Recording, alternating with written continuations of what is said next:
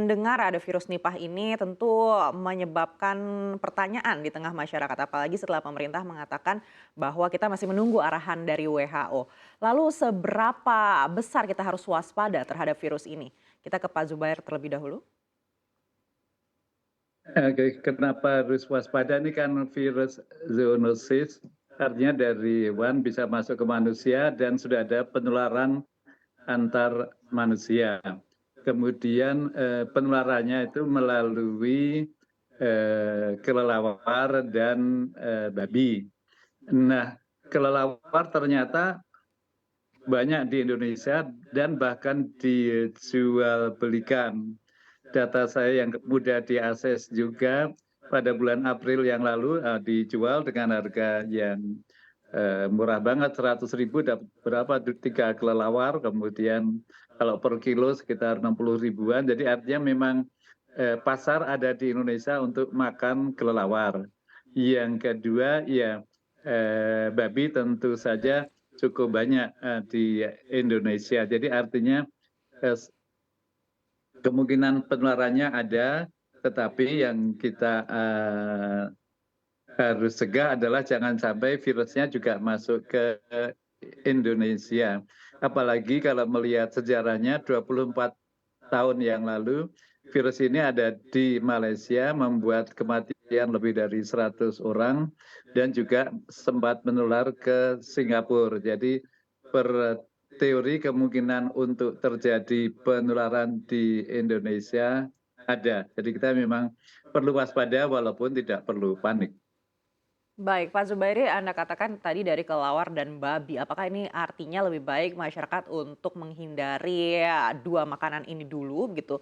Mengingat ini dampaknya akan sangat besar sekali apabila ternyata memang penularan ini melewati dua makanan ini dari kelelawar dan juga babi. Kita tahu ini juga dikonsumsi sudah turun-temurun dari masyarakat Indonesia juga. Iya, tentu dampaknya berat banget untuk diketahui yang 24 tahun yang lalu di Malaysia itu kan Malaysia untuk konsumsi dalam negeri maupun ekspor ke Singapura. Pada waktu itu untuk menghentikan penularan mereka membunuh sekitar 1 juta babi. Jadi tentu dampak ekonominya lumayan berat. Dan itu mungkin perlu juga dikerjakan, misalnya terjadi lagi di sana kan, dengan cara itu ternyata bisa menghentikan. Jadi kalau yang di Malaysia membunuh 1 juta itu, kalau yang di Singapura tempat pemotongan hewan ditutup. Dengan dua cara itu berhenti. Nah, lain lagi kalau yang India sama Bangladesh kelihatannya penularannya juga melalui kelelawar dan babi, namun kelihatannya lebih potensial yang melalui kelelawar maupun produk yang terkontaminasi kelelawar, buah-buahan, jus, maupun yang serupa itu. Baik, mungkin boleh dijelaskan lagi Prof, sebenarnya gejala penyakit ini seperti apa sih dan apakah juga menular dari manusia ke manusia?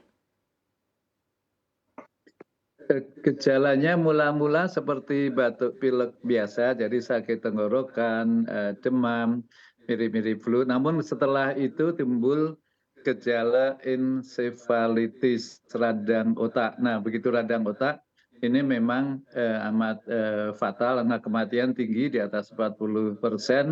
Pasien bisa enggak sadar, bisa koma, terus meninggal. Sebelum itu bisa disorientasi menjadi tidak begitu kenal, tidak begitu paham, orientasi waktu tempat juga terganggu. Nah, itu yang kemudian amat membahayakan.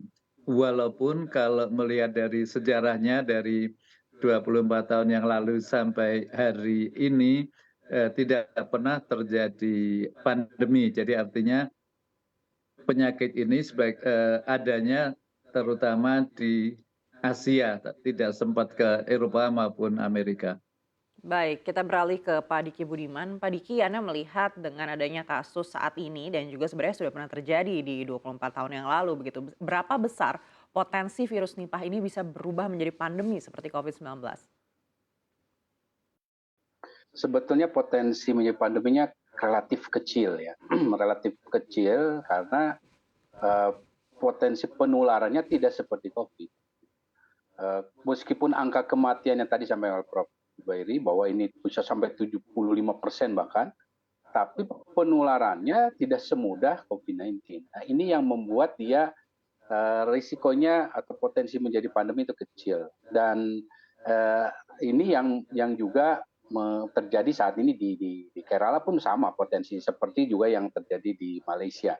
Namun untuk dipahami, meskipun untuk menjadi pandemi tidak besar, tapi potensi dia endemik, potensi dia menjadi KLB atau outbreak ya terus berulang kan yang di Kerala ini sudah yang keempat kali terjadi.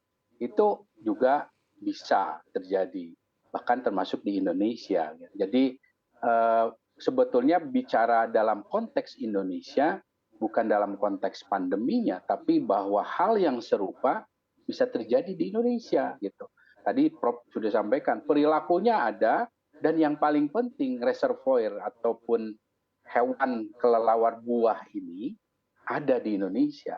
Bahkan terdeteksi di Sumatera, Kalimantan, Sulawesi, dan juga sebagian Papua. Artinya kalau yang bisa membawa virus ininya ada, ya kita harus memantau sebetulnya keberadaan kelelawar buah yang ada di kita ini, karena banyak jenisnya kan, itu sudah kita surveillance nggak, sudah kita pastikan nggak mereka membawa atau tidak.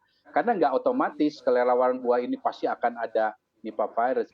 Nah, beda yang terjadi di Kerala itu, kelelawar buahnya di daerah situ, itu endemik atau mayoritas membawa virus Nipah.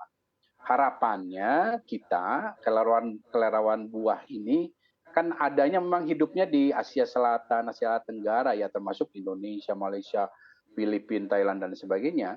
Nah, kalau kita ingin aman, ya kita harus pantau keberadaan mereka ini tidak membawa antara lain virus Nipah ini. Gitu. Nah, karena kita nggak usah jauh-jauh dari India akan datang ke Indonesia, bisa terjadi di Indonesia. Gitu. Masalahnya juga selain deteksi dini kita yang masih jadi PR, khususnya surveillance di hewan, juga kita bicara surveillance di manusia juga masih lemah. Ya. Karena ada bahkan mayoritas kasus dari Nipah virus ini banyak yang nggak bergejala atau gejalanya ringan. Nah ini yang tentunya kita harus mengantisipasi apakah bisa juga membawa ini ke daerah lain karena dia masa inkubasinya bisa lama atau tidak. Jadi ini sebetulnya kekhawatirannya, tapi kalau bicara potensi pandemi, saya kira jauh sekali. Baik.